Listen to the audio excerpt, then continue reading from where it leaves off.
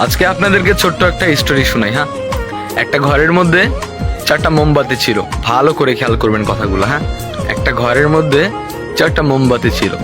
তো সেই 4টা মোমবাতিরই আলাদা আলাদা করে একটা নাম ছিল। প্রথমটার নাম ছিল শান্তি, দ্বিতীয়টার নাম ছিল বিশ্বাস, তৃতীয়টার নাম ছিল ভালোবাসা এবং সর্বশেষ যেটা তার নাম হচ্ছে আশা।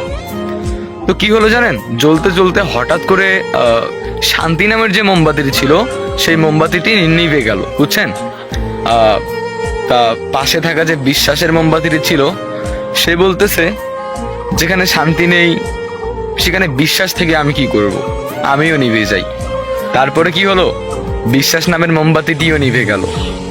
তো কিছুক্ষণ পর জ্বলতে জ্বলতে ভালোবাসা নামের মোমবাতিটি বলতেছে, যেখানে শান্তি নেই, যেখানে বিশ্বাস নেই, সেখানে তো ভালোবাসার কোনো মূল্য নেই।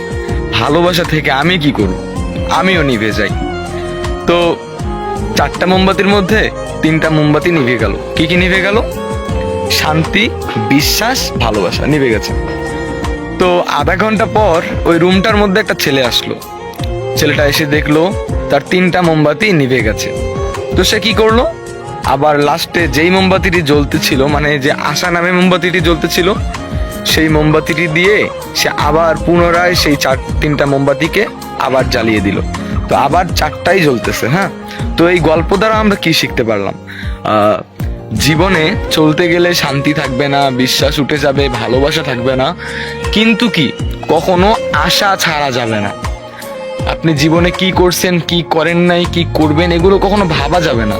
আপনি যেটা করতেছেন ওটা কন্টিনিউ করে যান, আশা ছাড়বেন না। স্বপ্ন থাকা ভালো, স্বপ্ন দেখুন, একটা আশা রাখুন মনের মধ্যে যে না আমি পারবো।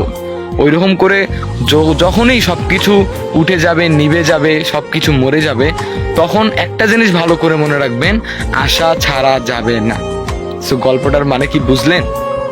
যদি বুঝেন একটা ছোট্ট করে কমেন্ট করে যাবেন, আর যদি বেশি ভালো লাগে একটা শেয়ার করে দিবেন।